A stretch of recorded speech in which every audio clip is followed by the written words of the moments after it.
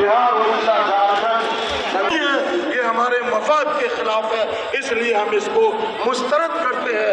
ये पूरा मजमा हुकूमत को ये एहसास दिलाने आया है कि अगर ये बिल वापस नहीं आया तो हम अपनी जान का आखिरी कतरा खून जो होगा वो भी इस एक्ट की वापसी में बहाएंगे और इससे बाज नहीं आएंगे। अल्लाह ताला हम सबको हिम्मत और हौसला दे। अल्लाह रब्बुल आलमीन हम सबको कहने सुनने से ज़्यादा अमल की तौफीक अता फरमाए। भाई हमारे दरमियान जितने लोग आए हैं बाहर से, सबको तरतीब के हिसाब से हम यहाँ दावत देंगे। आप लोग की मोहब्बत साथ होगी, प्रोग्राम आखिरी तक अच्छा चलेगा। आप लोग ज़रा सा भी अगर साथ नहीं देंगे हमको दुश्वारी होगी। मैं आप लोगों से भीख मांगता हूँ कि आप लोग अल्लाह की मोहब्बत में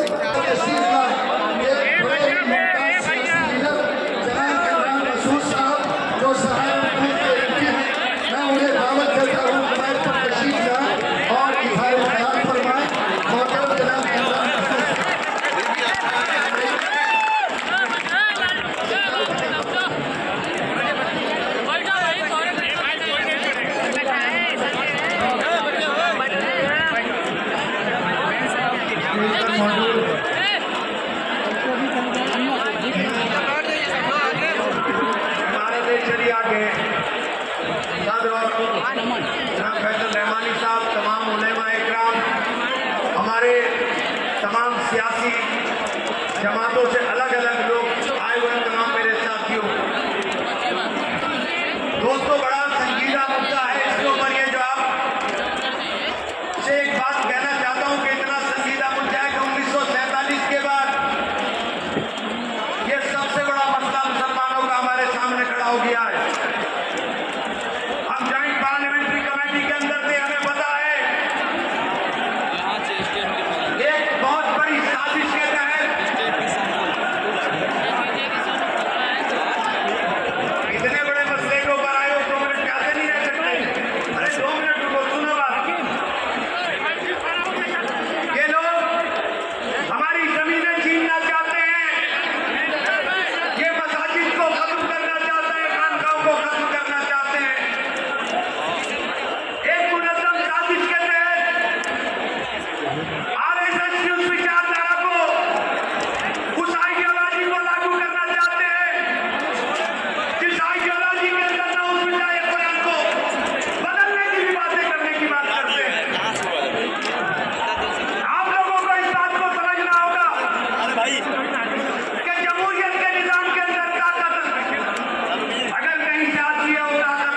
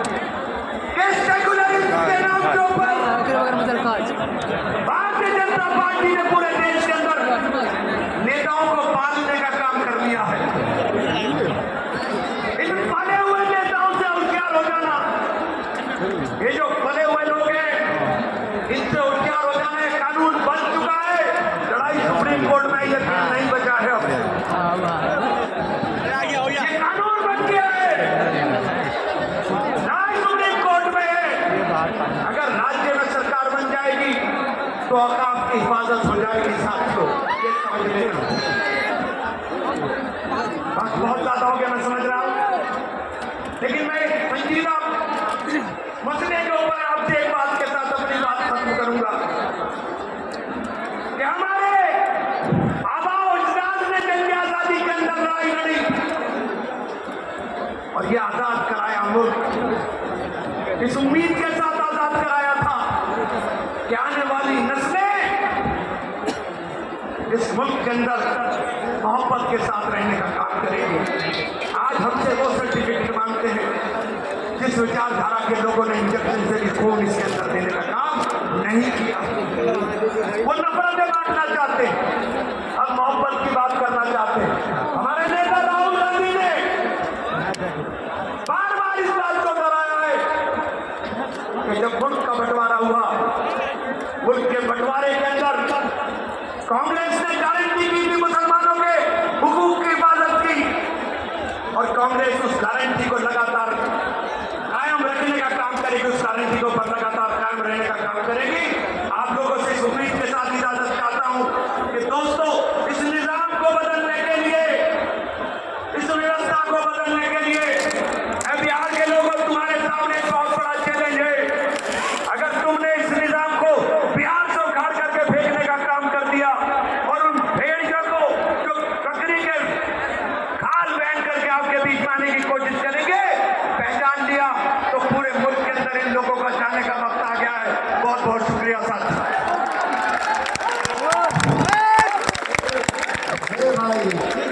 माइक पर आए और अपने विचार से हम सबको अवगत कराएं। जनाब डॉक्टर अखिलेश प्रताप सिंह साहब, मेंबर पार्लियामेंट। सम्मानित नेता और कार्यकर्ता साथीगण, गांधी मैदान के इस काले कानून के विरोध में उपस्थित सभी बुजुर्ग अभिभावकों, नौजवान मित्रों, पत्रकार साथियों, देवियों एवं सज्जनों, अभी इमरान भाई ने बड़ी अच्छी तकरीर की है और उन्होंने एलानिया तौर पर कहा है कि अगर इस कानून का मुखालफत नीतीश कुमार किए होते, इस कानून का मुखालफत चंद्रबाबू नायडू किए होते, तो लाख मोदी के चाहने के बावजूद ये कानून कभी भी पास नहीं हो सकता था।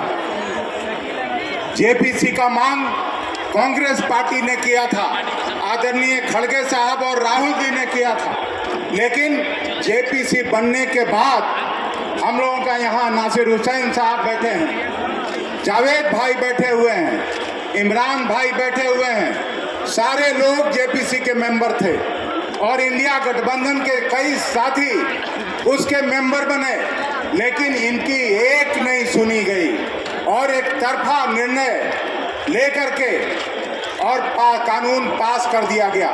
रात को 2 बजे 3 बजे चाहे लोकसभा हो, हम लोगों ने भी रात भर बैठ के और इस काले कानून का विरोध करने का काम किया, लेकिन कोई बात नहीं।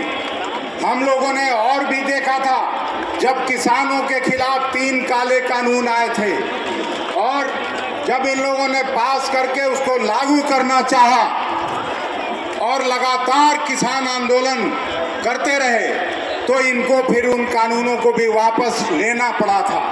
आपने आज जिस तरह से एकता का प्रदर्शन किया है, पूरे सूबे बिहार से आप लोग आए हैं, उड़ीसा और बंगाल से आए हैं, झारखंड से आए हैं। एकता में शक्ति है और इतना मैं बखूबी जानता हूं कि 17-18%, 19% की आबादी को नजरअंदाज करके आप कोई उपेक्षा और अपमान करके कोई सरकार बना नहीं सकता और कोई सरकार चला नहीं सकता।